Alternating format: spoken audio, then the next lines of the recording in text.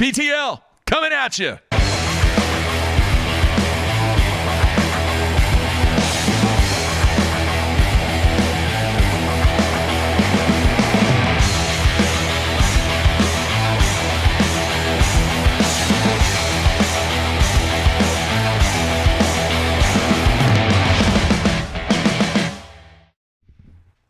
Good Wednesday, everybody. Welcome once again to BTL Bass Talk Live, where we're going to talk bass fishing and anything else that we want to talk about. Matthew, how you doing?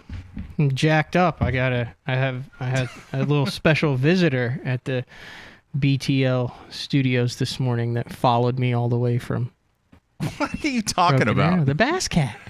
Oh, yeah. The new boat. Looking spiffy. Getting it 100% ready. I'm going to be ready to break it in tomorrow, taking it to Scott over there at S&D Boats Plus, and that's in Shawnee, isn't it? Yes.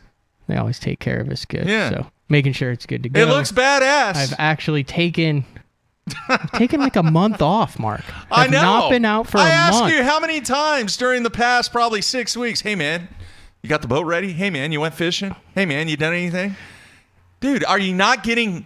You think you're out of tune? Do you think that you're a little rusty, maybe? No, it's... Okay, here's my strategy on this. And we've talked... Jamie Hartman talked about the importance of being on the water leading up to it. Pretty much the only person we've ever interviewed that says, don't really get on the water is Ron Nelson. Remember him? He's like, I just hook it up and go. Well, Kennedy for a little while there. You remember the whole Kennedy Right, situation? but he was still fishing. He just wasn't practicing for the tournament, but he was on the water constantly. Yeah. So I feel like I do better when I have large stretches of fishing leading into a tournament. Does that make sense?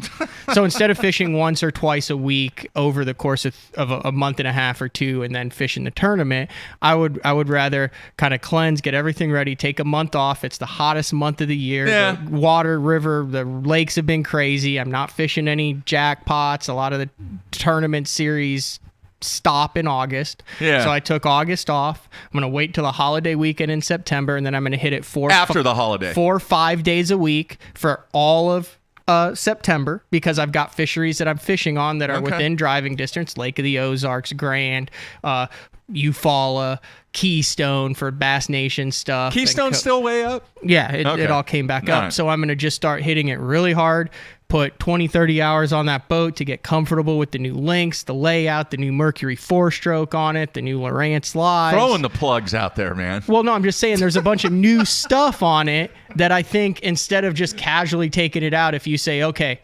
now it's the month to get ready, and then hit it really hard.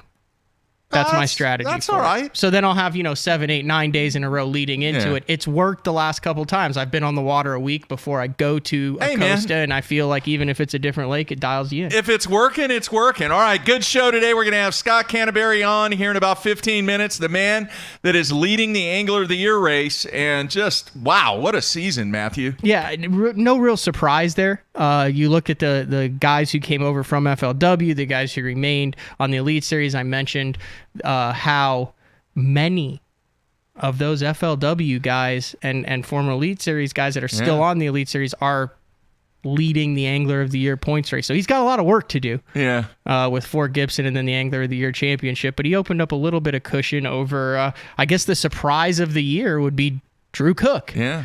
Handling it well, though. I mean, you spent some time with him when you were at the Writers' Conference with Drew.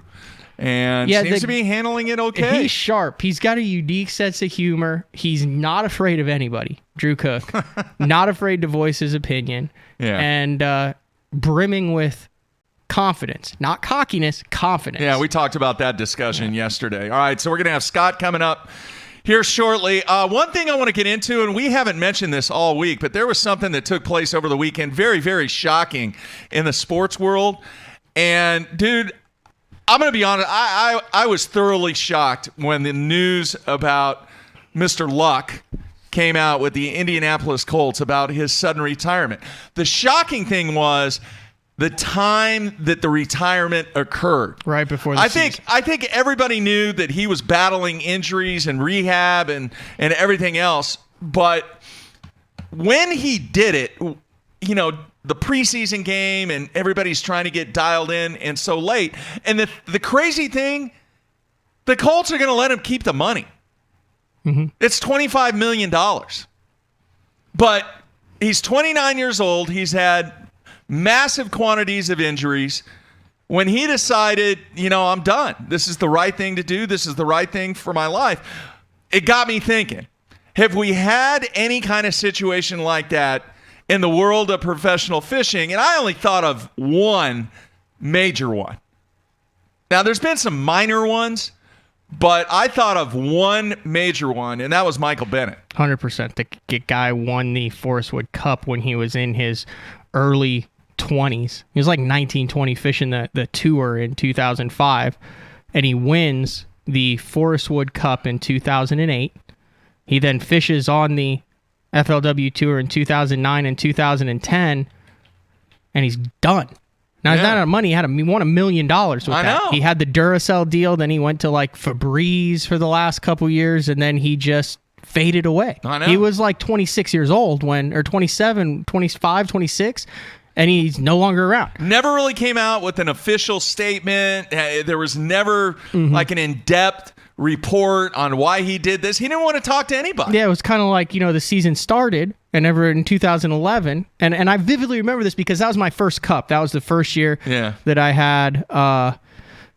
He's trying to call me now. Why? I called him yesterday to see what was up. Does he not realize we do a show? Crest. Yeah, obviously he's not watching BTL. That's the Cajun Baby. He might have listened to yesterday's show, and I called him out for worm roll fishing. it on the speaker. Don't put him on. Roll him on the speaker and just continue with what you were talking about. Answer it. I already missed the call there. But yeah, he just kind of sailed off into the sunset. I think he came back and maybe fished a college event with bass like 4 or 5 years later. But that one stuck out. The other one that came to mind was Dave Wallach. Yeah. I mean, he was like the golden guy with bass for a while. Had the Toyota sponsorship. Had the look, the sponsorships. He had the Yamaha, the Toyota, young, winning tournaments, majors, contending for Anglers of the Year, and then just wasn't around. Now, we're not talking about guys who retire, guys who get kicked off, or guys who, obviously, you know what I mean? Like, guys who, don't catch him and retire. But and then to a lesser extent, and the more I think about this one was more natural, but, Kevin Short. Yeah. He's multiple Elite Series wins. He had the whole pink thing going. Decided to go back one into of the very recognizable names, and he retired on stage. Now, he was over 45. I have no idea. How old is Kevin Short? Is he in his 40s or 50s? I think he's in his 50s. But he's always that's good. I can't peg him because he just seems, he's got a young soul. Well, he was tired of traveling. That was one of the things. Right. And just constantly being on the road. He had a great gig with Bass Cat Boats. Mm-hmm. He wanted to get back into the normal world. And that's no disrespect to anybody. Yeah, he still fishes some of the opens. You want to get back in the normal world? Mm-hmm. I mean, if anybody thinks that being on the roads for 200 days a year is normal, and he had a long, good career. I mean, to that same extent, Kevin Worth's retirement at the Classic. Wanted to go back into the business world with his veterinarian. He was what are those called? Come on, man. You're in the horse gig. What are they called? The equine dentistry? Yeah, that's it. The other one that comes to mind, another FLW tour. Now, this I don't know about health-wise or injury-wise. This would be perfect. I'm thinking of one for the FLW tour that was a game-time injury that we never really saw him come back from. Denny Brower? Nope. Young guy. Well, Denny is one of them. Mid-2000s, early 2000s, mid-2000s. On the FLW tour? Can't think of it. Really think of this. This is the perfect example. Gabe Bolivar. Oh, yeah. Yeah. Didn't he have That's a good one. boat accident and got injured, and then he kind of came. Gabe Bolivar is another one. Yeah. I mean, he was a up-and-coming rising star that is... Yeah. So. Denny's one of them, though. Yeah, but Denny would be like Peyton Manning retiring. I mean, Denny had been there and done that and had the back issues. He'd been there for 20 years. But he retired. No, but everyone retires. I'm talking about shocking retirements, younger guys who all of a sudden you're like, well, what? Wait, what? I didn't see that coming. I believe back in 2004, The Elite Series started in 2006, correct?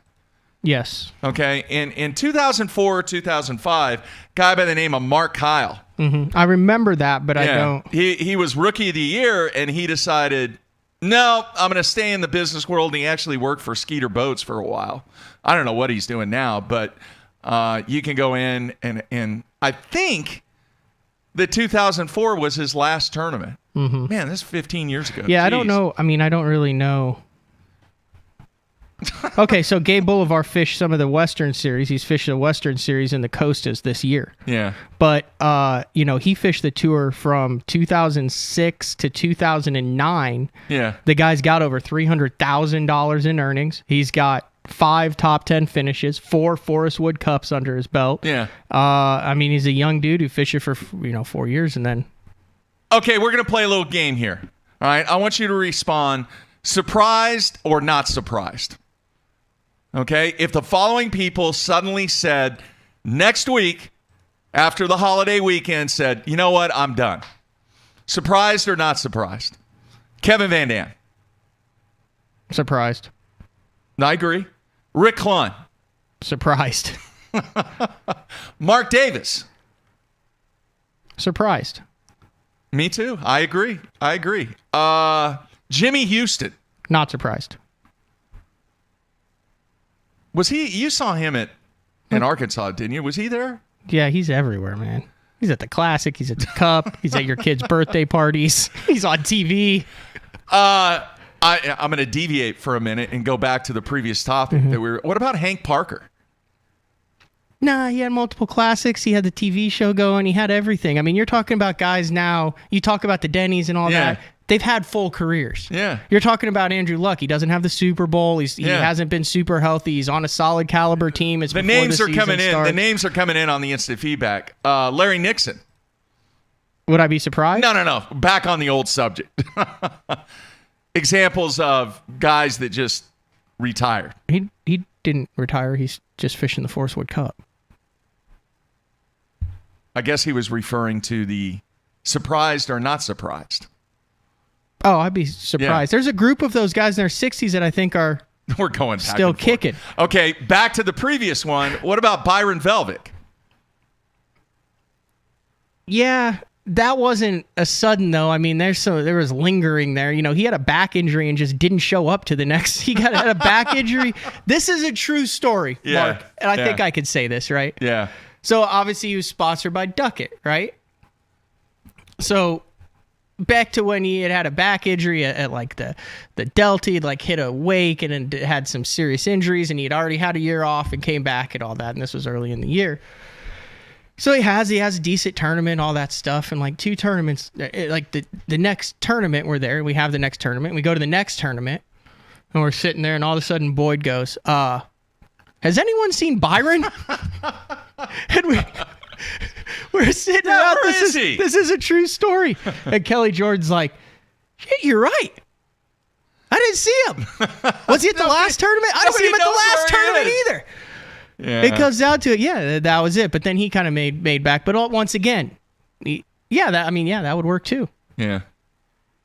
Interesting. All right. Back to the surprised or not surprised. Mike McClellan. Very surprised. Mike McClellan is going to catch him. He's on a mission, huh? Let's see here. Paul Elias. I don't know. I don't know Paul enough. He seems positive. There's a whole bunch of those guys that I think got a boost in energy by moving over to the BPT. Yeah. And they want to see that tour evolve, which maybe may prolong several of those careers for 2 or 3 additional years, as opposed to the I'm beat down, I'm wore out. It's the same thing year after But year. he had a horrible year. I'm done. I'm going to go sell Christmas trees. He really struggled. Yeah, but if you man. look at Paul Elias, he really struggles, and then we'll be talking about some weird, innovative way that he caught 210 pounds of fish in a period. No, that's a good I point. mean, look at it. The Neil and Reel, Yeah. the Alabama rig. How many young The high Mans. school and college anglers do you think know about the Neil and Reel? Very few. You know what? I think the Neil and Reel, and I say this because it's kind of like, the Little League World Series was just on. I think for the educated youth. The kneel and reel is along the same lines of the Kirk Gibson home run. Okay. Remember when he came up with the 2 bad knees and hit the homer and stuff? Yeah. I think it's like they've heard about that. I think those kids like to get down there maybe and do a little. I mean, a lot of people still talk about the kneel and reel, and that happened in 1982. Yeah. There's a big photo of him at the Bass Fishing Hall of Fame that I just went to with my parents. Blackbeard. Yeah. Just thick, massive, holding up the fish with the vest on from that 1982 classic. Yeah. Andy in really Indiana cool. says, a better conversation would be who's going to be the first 10 anglers that are going to be out. I don't know. We got to know like where they're going and where the other 10 who are replacing him before you can even have that. But I thought it was interesting. I brought it up there along with Wolak, Michael Bennett, Bolivar. Those are good ones, though. Wow, that's good. Yeah. There's new anglers deep. coming in. 20 feet deep on Michael Bennett would be cool. I've been working on it. Yeah. I've been working on it for years. I know. actually did send him a message. Also, before we get to Scott Canterbury, there is some fishing going on. The college bracket going on Watts Bar Lake is down to 4 anglers. I think 2 from Bethel. I think the guys who won it are out already. But in the next day, we'll have a classic qualifier for the 2020 Classic. All right, cool. All right, coming back with Scott Canterbury. Everybody stay tuned.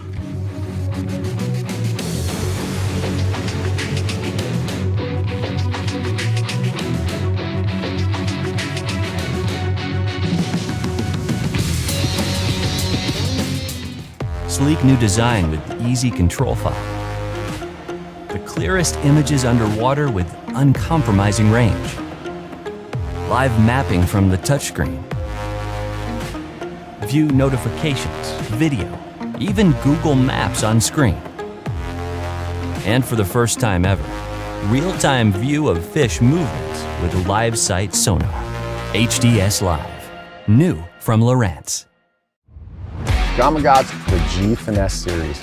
In my opinion, the G Finesse series is the only lineup of hooks you need for any fishing you do. But I know a lot of guys haven't used this hook yet.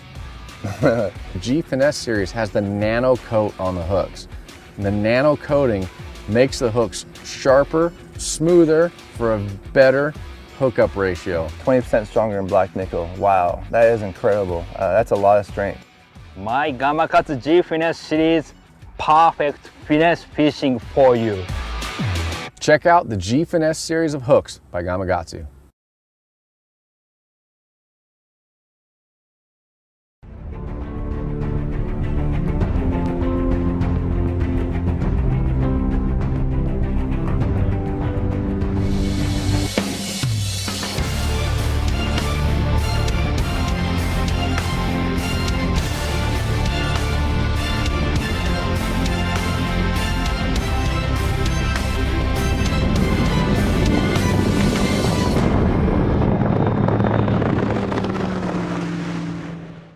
Guys, Gerald Swindle, Sunline Pro Staff. If you're a flipper, a slackline hook setter, you're really putting a lot of impact into your hook set, look for the shooter. It comes off the smooth, really smooth. Like when you're flipping, it is smooth. If you're gonna be drop shotting and cranking, Sniper's the deal, man. It seems like it's a little bit less likely, like on a sharp hook set, it don't seem like it likes it as much. But for coming off the spool on spinning rod, leaders, cranking, like if I'm gonna throw a big plug at Guntersville, I've still got strong tensile strength. It's not gonna give out on me, but yet the line's thin enough it'll get down. So to me, shooter takes a hook set, Sniper's for everything else. So if you're gonna slack line them, go shooter.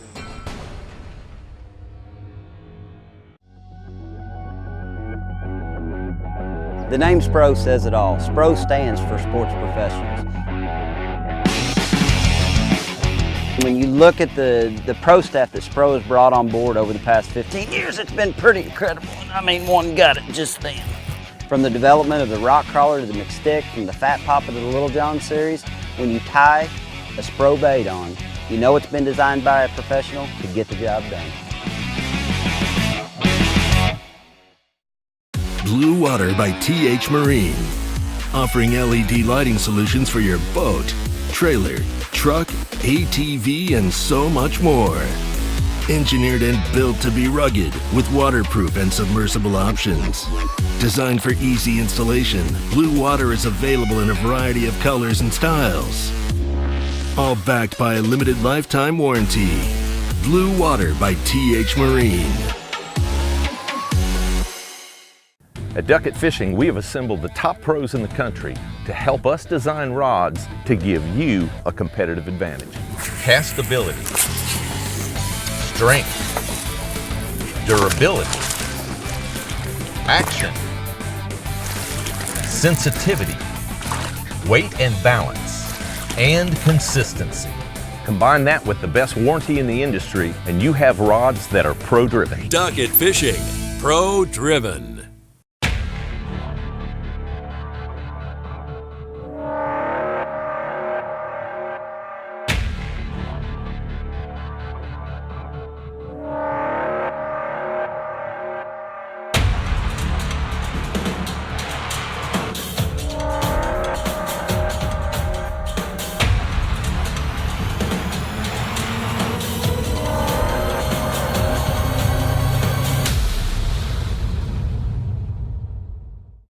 AFCO has a new foul weather rain suit called the Hydronaut. A lot of the features that I really like about it first is the speed vent hood. If it's raining out, you know, how a person gets wet is when you run down the lake and the hood comes down. With the speed vent hood, it's going to stay up. It has a camera mount in the pocket on the chest.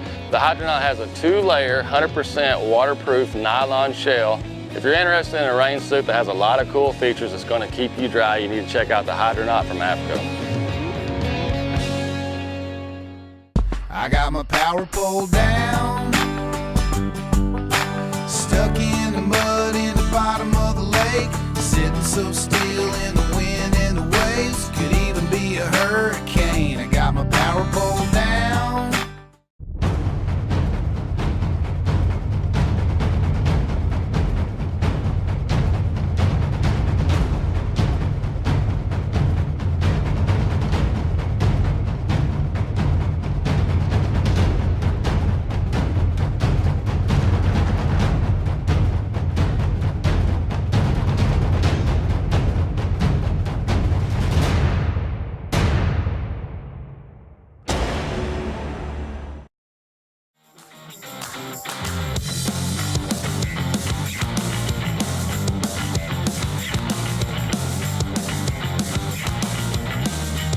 All right, we are back, wrapping up the week here on a Wednesday. Good shows next week, holiday week.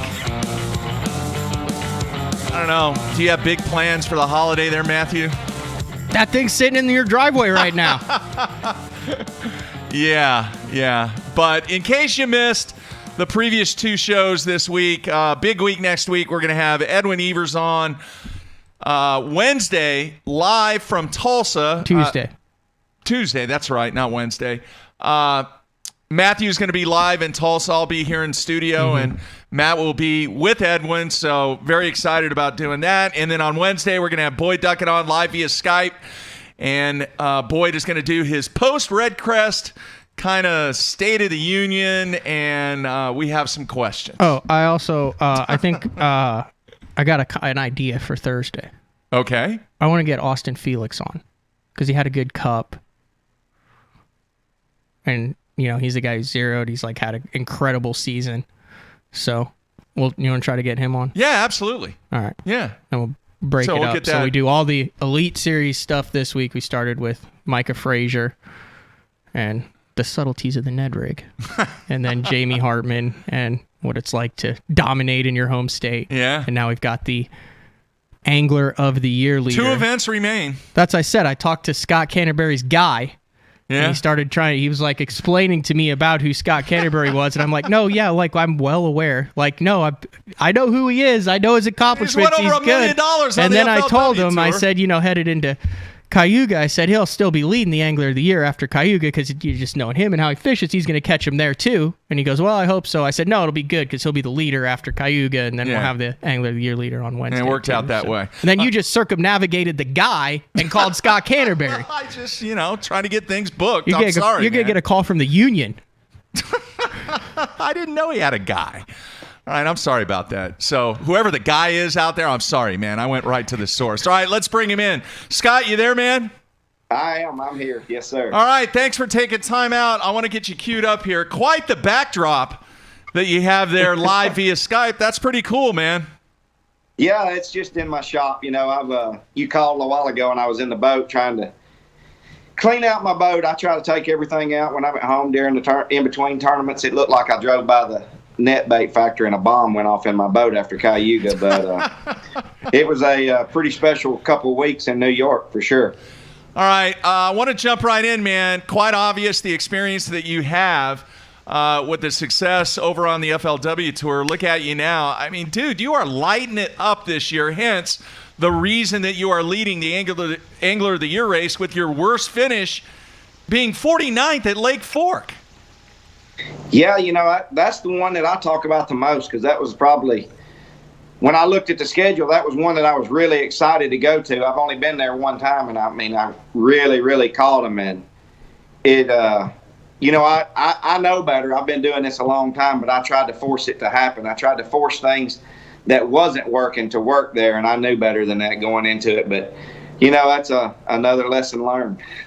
You talk about that. You know, I thought going into the St. Lawrence River that the guys who had been there, the multiple 3 or 4, I kind of refer to it now as the Beaver Lake of the Elite Series. Like it's getting to the point 3-4 times at all these guys. But was that your first time seeing the St. Lawrence, and then to come out with a top 5 there was pretty impressive? Yeah, it was pretty awesome. You know, I went up the week before, or 2 weeks before. I think it was the week before ICAST, before it went off limits. I went up and spent 2 days on Cayuga and 2 days on the St. Lawrence. I spent 1 day on each pool of the St. Lawrence. I fished and we caught them, but, you know, I just spent time riding and looking and trying to get used to that current more than anything. That was a deal that was, I grew up fishing current, but I grew up flipping structure in current, where fish set up in front of it or behind it in the eddy spots, not out in the middle of the river. So it was a little different deal, but knowing current really helped me out. Is that a unique fishery? Is that like a one-of-a-kind fishery, the St. Lawrence, to where there's really nowhere you can practice that until you're there in that current? Yeah, most definitely. I don't think you can practice that anywhere unless you are in that current. That's the strongest current. I mean, I fished the Coosa River is how I learned to fish. I grew up fishing on the Coosa River, and I grew up fishing with my dad and my uncle. We didn't fish like Logan Martin. I lived close to Logan Martin, but we would drive past Logan Martin to fish the tail races below Logan Martin Dam, which is the upper end of Lay Lake. We would drive past Neely Henry to fish the tail races of Weiss Lake right below that dam. So, I mean, I am used to current, and I love fishing current, but it was a different animal for sure. Fishing that, it was just like fishing with 3 turbines on below the dam, but the difference is I'm not fishing structure. You know, I'm fishing structure, but it's rocks and shoals out in the middle more than flipping behind a laydown or a tree that fell in the water, you know, in the current breaks. Scott, there's a lot of new fans out there that may not really know what your A game is or what you do well. And with the success that you've had this year so far, confidence-wise, from a technique standpoint, what do you think has been really the best thing to come out of this season for you so far from a technique standpoint? You know, technique standpoint, I don't really know. You know, it's just, I just like catching bass. I mean, any way that I can catch one and it can bend my rod and pull my string, it doesn't matter to me how I'm catching them as long as I'm catching them. So I feel pretty confident whether I got a spinning rod in my hand or, you know, I grew up fishing with a flipping stick. I mean, I love flipping a jig. I mean, that's my favorite thing to do. We haven't got to do it a whole lot this year. I've caught some fish on a jig and caught a lot of fish flipping in Florida, St. John's River. But as far as flipping a jig and cover, you know, it's one thing that we don't always get to do. So that's my confidence deal is fishing shallow. But I mean, as everybody's seen, St. Lawrence River, I caught a lot of my fish in 44 foot of water in a big hole right up behind the shoal. So as long as my rod's bent, it doesn't matter to me. Forgive me if I'm wrong on this, but I'm just going off of memory. We talked about Paul Elias and how he like kind of pioneers techniques. Were you one of the first guys to put the toad on the buzzbait? You know, I might have been one of the first to show it. I'm not going to take credit for that, for being the first to put it on there. Those North Carolina guys, I think Andy Montgomery and Thrift and some of those guys may have been a little bit ahead of me. But I might have been the first one to show it. And I did design a buzz bait that holds the toad on. You don't have to glue it on and everything. So I've done that, and I had a lot of success with it. I love doing that, and that's one thing that's always in my arsenal no matter where I'm at. Have you caught any on that this year, though? Because I was thinking back, like, when was the last good buzzbait derby that we've had? Man, I haven't caught any on it yet this year. We're going to say yet. We still got some tournaments coming up. Yeah. Could be a player. That's crazy because I'm organizing all my stuff, and my buzzbait box is immaculate. And I got some of Canterbury's in there. It's got an ugly head on it. It does. You look at the head when you get it out, and you're like, what is this, like lead on the head? But then you put the toad on it. It stays. It covers it up. It's got a shorter shank hook than all the rest of them. I mean, there was some come out right after mine, and the hook's so long that, it does really good for a swim bait and stuff, but the hook comes out behind the feet and it catches the feet on the toad all the time. We put a lot of work and a lot of time into that buzzbait for sure. But what I was saying was my box was immaculate. And anytime you pull a box out and you're more than midway through the year and it looks really good, that means you ain't caught crap on that the entire year. Yeah, my box looks better than it's looked in a long time right now. It's really in good shape. We haven't had that tournament. I think, the Forestwood Cup this year, FLW, a bunch of those guys were throwing it over there. It's a situational deal, and it's time of year for it now. May, that springtime and on certain lakes is really good, and we wasn't around them, but it's time for it again now for sure. All right, I'm going to use this as kind of a awkward transition, but that's what you were throwing in 14 when you nearly nabbed gags on Murray, right? I did. I caught all my fish on a buzzbait and a jig. I caught some fish on a jig flipping docks, but the majority of my fish came on that buzzbait with a toad on it. So when we're having Scott on, Mark, I was thinking, man, that just vividly sticks out in my head that when Anthony Gagliardi was a favorite on Murray, he had that, or on Murray, had the whole deal. Scott Canterbury came back, no one knew. 1 ounce ended up being the Forestwood Cup, and I look back and you've got 2 wins, you've got a tour win, you've got a Costa win, but man, I added up that cup, the 2015 tour on Toho that JT Kenny nabbed you by 11 ounces, and then this year on Winyah Bay by 9 ounces, and you're 1 pound 5 ounces from an additional tour win, an Elite Series win, and a Forestwood Cup. Yeah, it's crazy just how, like, literally an ounce here or an ounce there completely changes the outlook on something. It does for sure.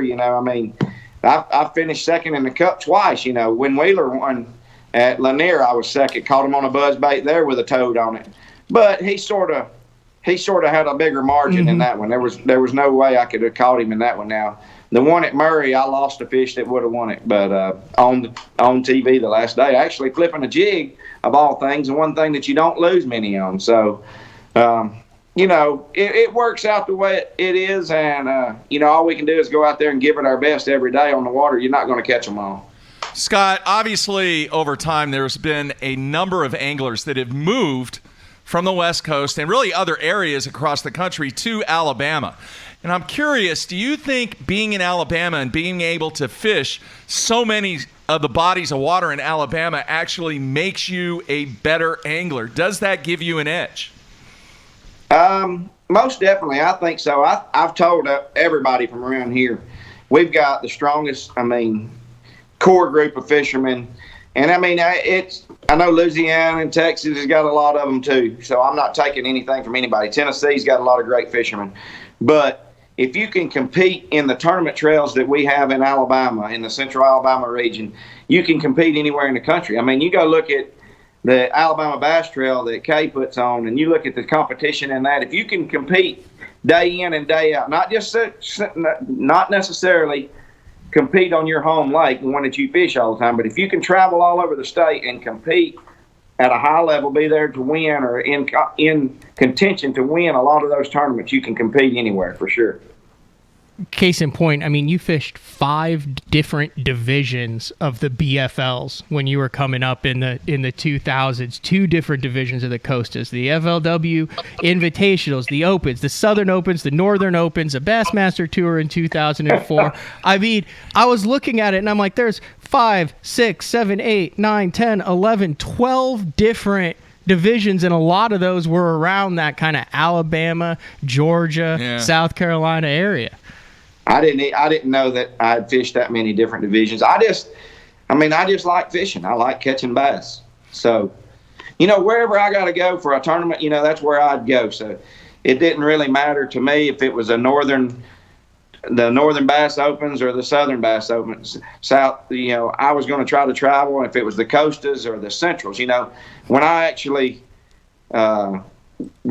went professional on FLW tour, I did that through the Central Coastas. I never fished any of those lakes in my life, and I traveled. I think I finished 2nd or 3rd in that division that year, and went ahead and stepped up to the next level.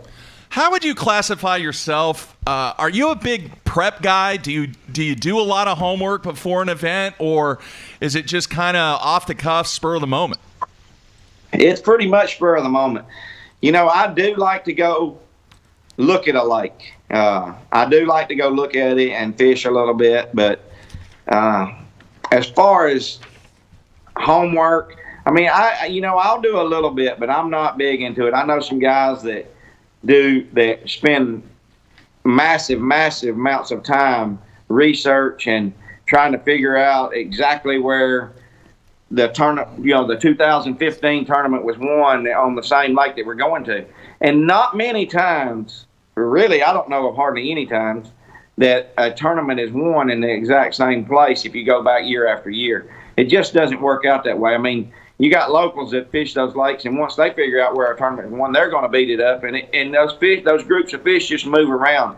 And they do that on Guntersville. There's always a mega school on Guntersville. Somewhere on that lake, there's a mega school or two, and it's never in the same place year after year. Yeah, you mentioned that you like to go look around. I know Mark has more instant feedback. I want to get to this educational section of the show.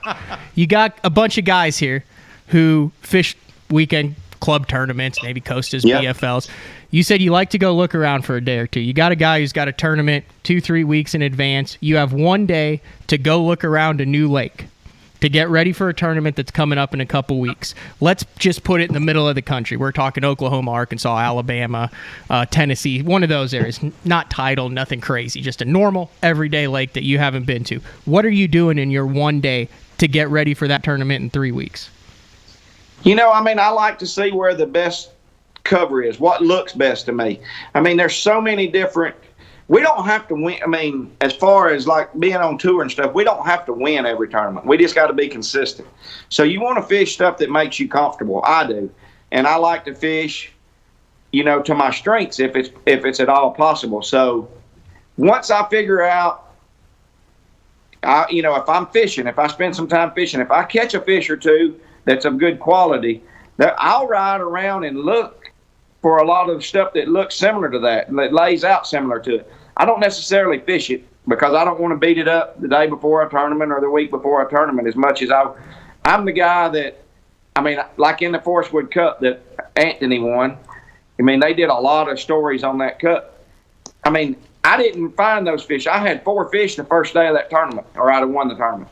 The second day of the tournament, I had 0 fish at like 10:30 or 11 o'clock. I was still on 0 when I figured out how to catch them. And once I figured out how to catch them, I ran all over the place trying to look for that stuff. And I didn't know enough of it, or I should have won the tournament really. But I just didn't know enough of it. And I was running new water all day, what looked good to me, and was able to put it together. Anthony, for instance, he lived there.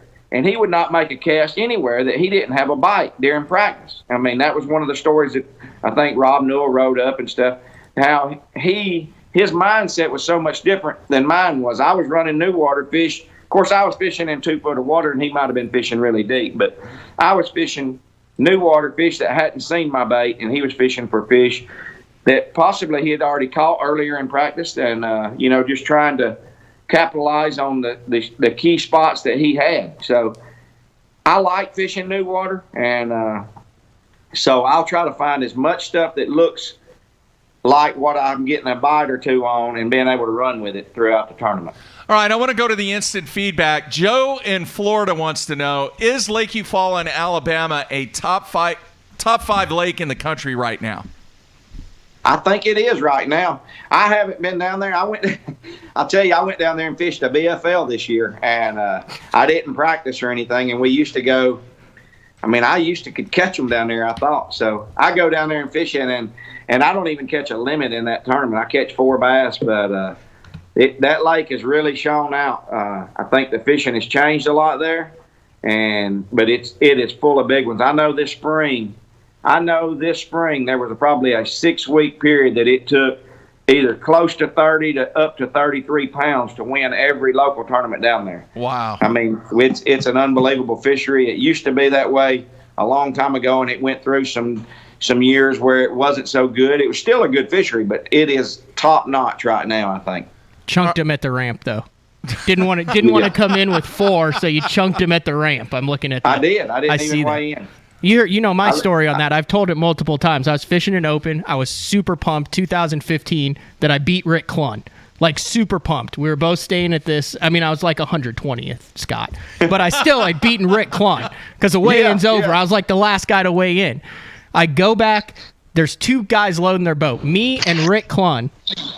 And Rick Clunn's power pole down, throwing back an 8-pound limit. And I was like, I guess I didn't beat Rick Clunn. I just weighed in 3 pounds. You just weighed in more than Rick Clunn. Yeah, Rick didn't even weigh his fish in. Wasn't even worth it to him. Yeah, no, I did that this year, and I wasn't fishing the whole trail or anything. Yeah. I just went down. I didn't have nothing to do that Saturday and drove down and fished that one tournament. So I did chunk them at the boat ramp. And I let my co-angler weigh his fish in, but I didn't weigh it in all. All right, back to the instant feedback. Austin in Alabama wants to know, do you have any idea what the percentage of bass that live offshore in the summer months on the Coosa River? The Coosa is a pretty special place to me. That's where I learned how to fish, and I don't fish offshore a lot, but the percentages have really gone up, especially like on Logan Martin. I don't Lay Lake as well. You got a lot of really good fishermen, Kobe Carden and his partners, and a lot of guys that fish offshore, and they dominate May, June, July down there. Logan Martin, there's a lot. I usually fish shallow there, but the percentage of fish that live offshore is, it's a real high percentage. I would say that probably 80 to 90%, even 90% of the bass in the lake live offshore. And that's one thing that's, I heard that growing up as a kid. I'd get up every morning, and watch all the bass shows. And Bill Dance said if we were fishing the bank, we were fishing for 10% of the bass in the lake. And I believe that about the Coosa River. Wow. All right. David in Wisconsin, and I'm sure a lot of other people want to know, what are your thoughts on Fort Gibson? I think it's going to be a tough tournament, a tough fishery. I think it'll fish sort of like the southern lakes do that I'm used to fishing, but I don't know that. It's been high all year. It got up to 27 foot or something above normal pool. It got down, and it's back up now. I think it's back up now. I didn't look today, but it's probably at 8 foot or so above normal pool again now, but with the rain they've had the last week or so. It's been fluctuating a lot. It hasn't had a lot of pressure on it this year is one good thing. I know that they went for months without anybody fishing it hardly, so I'm looking forward to it. Somebody's going to win a tough tournament. It a lot of times is one of the easiest ones if you can figure something out to do good in. So I am looking forward to it. I'm ready to get out there. I'm just looking forward to getting this season finished up and see where it all lays out. If you want to know why some of these guys are the best in the world at what they do, Scott just got done with 2 weeks in New York. He's leading it. This tournament isn't basically for another month advanced. Yeah. And Scott knows the history of Gibson this entire year with the water fluctuation, when it's up, when it's been down. Yeah. That right there, you can learn a lot from that. You might be sitting in an office or, delivering packages or something like that. That doesn't mean you can't be preparing for something in the future and having a better understanding of it when you get there. Yeah, we had that tournament scheduled for May, and everybody was watching that water level, and it got canceled because it got so high. It was I think it was about 22 foot high when they canceled the tournament. Was nowhere to move it to, and then it was going to be back down to normal pool, which is, I don't know what normal pool is there. I've never seen it. So but I've been watching it the last couple of weeks again, just making sure it was still coming down. They got a bunch of rain 2 weeks ago, and it's jumped back up. I mean, it was at 4 foot 3 or 4 days ago, and it was yesterday when I looked, it was at 7.62 feet above full pool. So it's still coming up, and hopefully they don't get any more rain. Of course, I wouldn't be upset if they just canceled it all together and we just had the AOY championship left. I think a lot of people feel that way, but you especially. All right, we're going to play kind of a little – I'm going to put him on the spot here. Okay? Because I'm going to put him on the spot after you then. Okay, here's what we're going to do. Scott, you got a massive quantity of stuff behind you. Here's what I want you to do. I want you to turn around and look and give people what you would pick, what you would select off your wall right there if somebody had to go out right now on a grass lake in the summertime. What would you grab off the wall right there and pick and show people this is what you need to try? That's pretty easy. I had a few things. I just emptied my boat out, but I had a few things. My rod and reel is right here that I caught all of my fish at Cayuga last week, which I was fishing grass there. And I caught all of my fish there on Net Bait Products, but I caught them on a big bopper, different colors. I had 2 big boppers rigged up on a 1/4 ounce weight and 2 rigged up on a 5/16 ounce weight, 15-pound line on one on each one of them and 17 on one on each one of them. And, that works all over the country, whether you're in Florida, Guntersville, wherever you're at. If you're fishing big, massive grass flats, everybody likes the speed worm, and that's their version of a speed worm. It's called a big bopper from Net Bait, and I caught every fish that I caught at Cayuga that I weighed in, except for one, I think, came on that big bopper. I did catch a big fish one of the days on a kicking bee from Net Bait. It's a kicking bee. I was flipping that bait with a 3/4 ounce weight, just flipping into the thicker clumps. So, you asked me a pretty easy one there because I was prepared to show people how I caught them at Cayuga. And that's, I kept it pretty simple. Once I figured out that the first day of practice at Cayuga was brutal. I didn't catch many. I did caught a 4-pounder in the grass. So the second day of practice, I just I went out with a speed worm and put my trolling motor down, and I didn't pick it up. I put in at daylight, and I didn't pick my trolling motor up till like 11:30. And I found the 2 best places that I ended up fishing just by covering water with that big bopper. Wow. All right, Matthew. Speaking of Cayuga, now I realize that all these cameras and all this exposure and live, it gives you a really cool inside view and picture of what's going on, but it also doesn't tell the whole story. So I was curious about this, and I said I was going to ask you about this on Monday when we had the show on. But on day 2, you have a good first day, 22 pounds. Day 2, you go out, you got a camera with you, you drill them. Then I see you eating a sandwich. It's 9 o'clock. You're cheered on Stetson Blaylock. You're hanging out on the front deck of the boat. You're kind of guarding that spot. You're saving your fish. Then you miss the top 10 cut by ounces. I'm just was curious about your decision to kind of lay off them on that day 2. Then Gussie comes in with almost 26. Go through how you decide when to lay off them, when to hold on to a spot, or how did that come about? That was a little bit of a weird deal. I've never actually just laid off and guarded a spot. That's the first time. But I usually don't have sharing a spot either. Right. That sort of worked out a little weird, but the second best spot, I went out and fished it all evening that day, was the spot. I was there the first day. I had a camera guy with me, and the boat pulled up, and it was Jamie Hartman. We're sitting there talking. He had 14.5 pounds. He catches a 4.4. I caught a couple of 3-pounders, and that was the other spot that I found with that worm. And I didn't think it was that good, and Jamie ends up winning the tournament, weighing in a bunch of his fish off of that spot. And I did fish it a lot the second day and the third day, but we had some local guys that were really trying to get in on that spot. Had some other competitors in the tournament that came over the first day and tried to fish in there. And I just tried to stay. I didn't necessarily, it was such a specific spot. I mean, I was casting at a spot the size of the front deck of my boat. Really? Wow. I caught 3.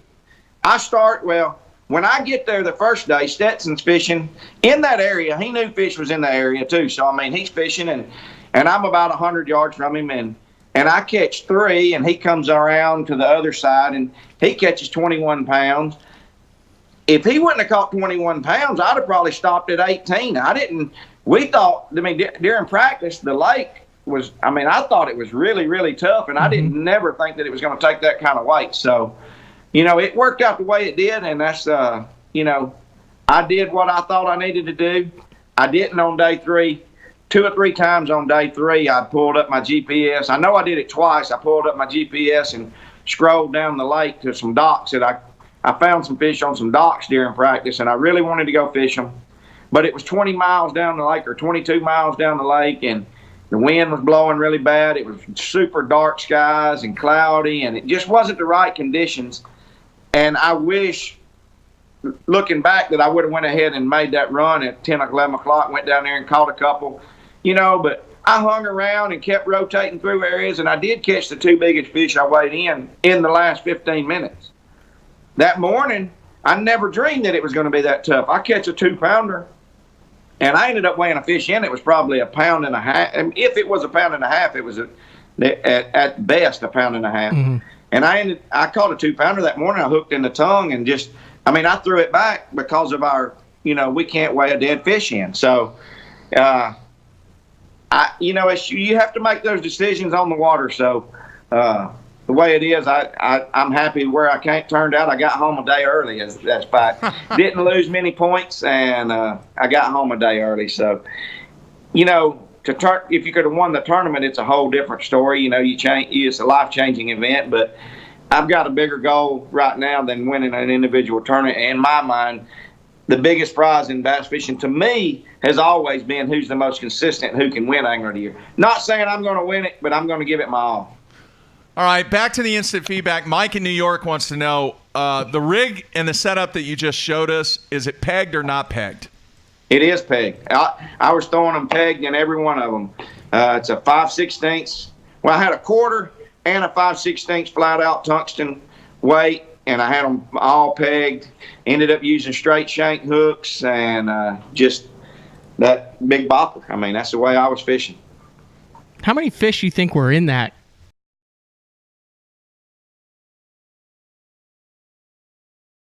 Man, it's hard to say. I never dreamed that it was as good as it was. I caught a 4-pounder there on my first cast during practice, and I just kept going. I caught a 5-pounder about 500 yards down on another grass clump the first morning, and I caught one more fish away from that spot. But we caught in 2 days. I know we caught over 80 pounds that we weighed in off of that one spot, and don't know how many more we threw back, like 2.5, 3-pounders, 3.5-pounders, stuff like that we would throw back. So there was a lot of fish there. That north wind changed, and I don't think we caught them all. I really don't. I know we put a hurting on it, but the second morning when I got there, that one grass clump I set up on it has a lot of, I don't even know, I guess that they don't have shad out there, but there was a lot of bait fish over the top of that one grass clump, just flipping right over the top of it, almost like a shad spawn. But I know it shouldn't have been happening, but there was something going on right there, and we didn't really catch them that good at first, and fished around and when I came back to it about 45 minutes later, got on my spot, I caught a 4 3/4 and a 5.5 on back-to-back casts. So there was that never seen any bait fish or anything on day 3.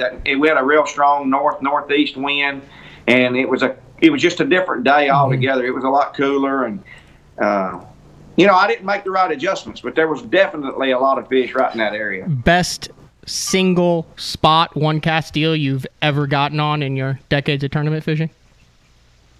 Yeah, I have, but it didn't have that big a fish on it for sure. Yeah, I definitely have. You mentioned it earlier, the tournament that JT ended up coming back and winning, or he won. He led it from the beginning. I ended up finishing second in that tournament, and I had a little shell bed on the edge of the Kissimmee grass that I could go catch a limit out of every day, And that was, if you get 5 in the boat and they're decent, not necessarily the winning fish, it loosens you up to fish a lot more freely throughout the day, and it really helped me out in that tournament. I had one spot I could run to, catch, I shouldn't even have brought that up. That tournament there, I had that one little shell bed, and I pulled up there I think it was the second morning, and I'm catching one every cast.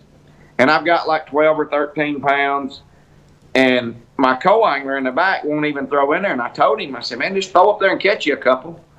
And he wouldn't do it. I pull the boat up a little bit, and he throws in there. And the first one he catches is a 4.5 pounder. If I'd have caught that fish, I'd have won that tournament. So, it is what it is, and we just do our best. So we try to put on the show.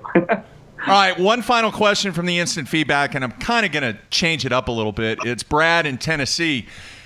He wants to know, before you ever made a cast on the Elite Series, based upon your experience and based upon your success over on the FLW side, did you think, from a confidence level, did you think that, yes, you were going to have this kind of a year based upon, let's just call it, there wasn't that many seasoned veterans on the Elite Series because of the flea to MLF. Did you think that you were going to do this well before you ever made a cast?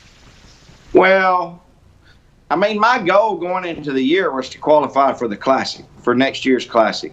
And to think that you're going to go out and you're going to be leading angler of the year with 2 events left, I mean, no, I didn't think that I was going to be able to go out and be leading angler of the year with 2 events left. Now, I thought I could do fairly well, but we had a lot of tournaments that I'd never been to. I mean, never been to St. Lawrence, never been to Cayuga, never been to St. John's, never been to Winyah Bay. I mean, wow.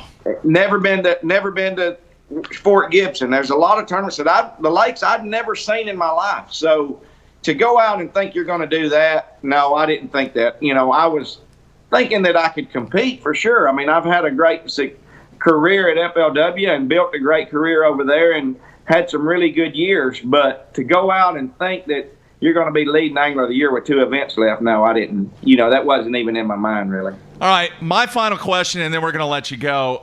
Having fished both tours, do you think it would be good for the sport that if we had the champions of the biggest events that all 3 tours have get together and actually compete against each other? Do you think that would be good for the game and also good for the fans? Yes and no. I mean, I think that it is good for the fans. The sport, it sort of spreads the sponsorships out a little bit more, but, FLW and Bass survived for a long time, and it was a very good. I mean, there was no conflicts or anything. I personally never fished the Elites until this year, and I spent many years at FLW, and I really am thankful for that organization and what they did for my career. But personally, I do like the Elite Series. It's the media is a lot bigger. The presence is a lot bigger for sure, and they just put on a big show. And I'm super happy where I'm at. But we'll just have to see how it all turns out with 3. We never know. It'll take a few years to see how it all washes out. All right, I was referring more to taking the FLW Cup winner, the Classic winner, and the Red Crest winner. Like a one-on-one-on-one. Yeah. Just the 3 guys. Just those 3 guys, and then we can finally declare a true champion.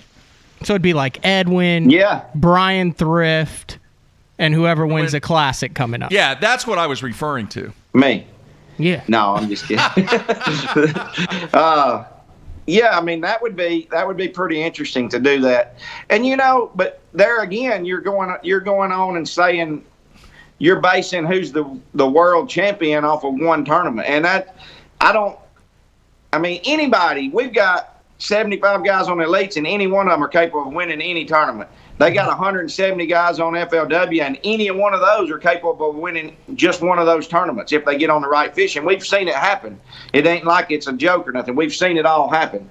But somebody that's can be consistently at the top is I think, a better angler. I mean, I don't want to say it, but I think whoever is consistently at the top is more of a champion than the guy that just shows out at one tournament. Yeah. I agree with that. Edwin, David Dudley, and based on the Which current you got standings, David Dudley, Andy Morgan, you got Edwin Evers, and they're always at the top. So, I mean, you're looking at some of the right ones for sure. Brian Thrift, he's always at the top. He's one of the best in the world, if not the best. Yeah, for we sure.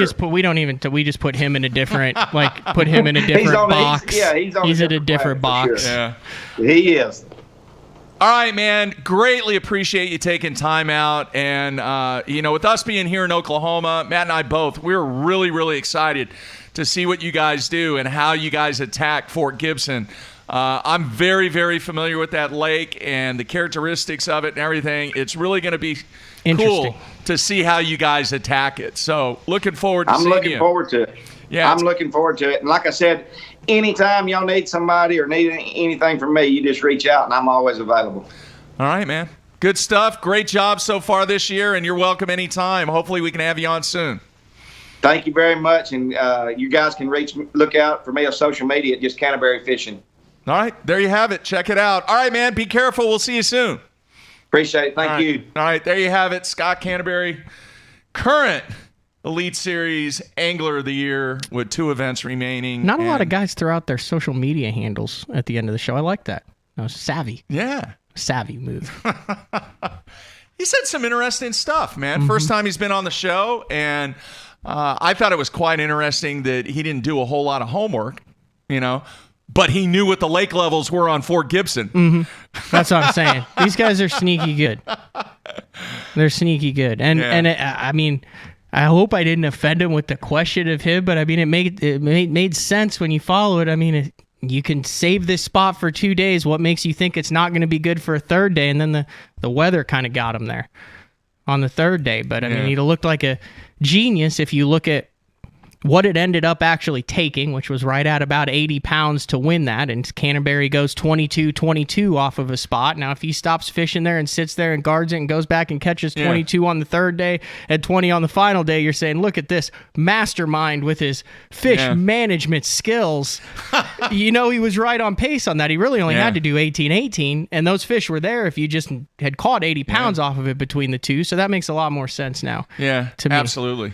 All right, the other thing that I picked up on, dude, if he goes on to win Angler of the Year, think about what he said from an experience standpoint on the bodies of water that the Elite Series has visited this year. The new fisheries. Unbelievable. Okay, so the third on the St. Lawrence, never been there. The 11th on Cayuga, never been there. Down in Florida, I think he finished 11th, never been there. And second on Wignon, and never been there. So his top 3 finishes so far through the first 8 events, his 4 best finishes are on the fisheries he's never seen.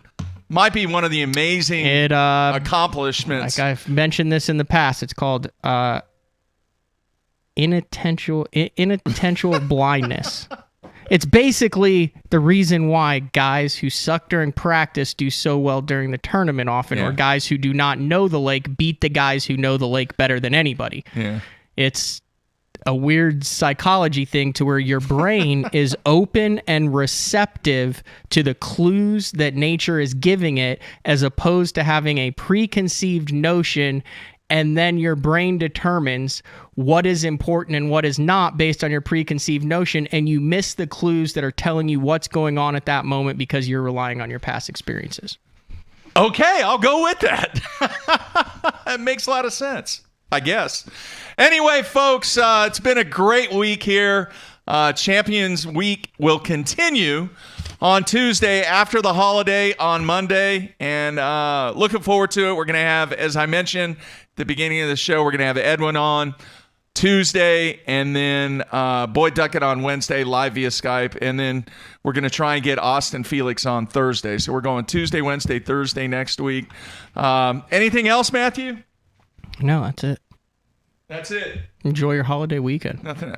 Yeah. What are you doing? I got a you're lot still going doing on. the Dude, remodeling. I got a lot going on. High school football kicks off. I didn't even get an Alabama question on him. Jeez. Did you see the Alabama schedule? Yeah. Let's go around the OU campus. Yeah. It's pretty funny. That is pretty funny. They kick off with the Hoover Walmart third shift. Then September 7th, they take on the California School for the Arts, New Hampshire Online University. Yeah. Then they get a couple buys. Then they get the Valdosta High JV team, the Birmingham Barber College, Mobile IT Technical College, Princeton, and then wrap it up with Auburn. I'm going to get some hay bale for that. Yeah, somebody got very creative with that. Very, very creative. No, high school football here in Oklahoma starts on Friday, and football season is here, man. Can't wait. OU kicking off the season on Sunday against Houston. Be checking that out. And Dana Holgerson. Yeah, it's going to be quite interesting. We have opened up the season with a loss to Houston in the past 5 years. Will the OU defense be better? That's the big question. They don't even have to be good. They just have to come in with a 5 bass limit. Good like point. Even if they're 14 and a quarter inches and you're on Gunnersville and it takes 30 to win. Yeah. Just a 5 bass limit is all we're asking for from them. That's it. All right, everybody be safe over the holiday. Back on Tuesday. We're out of here.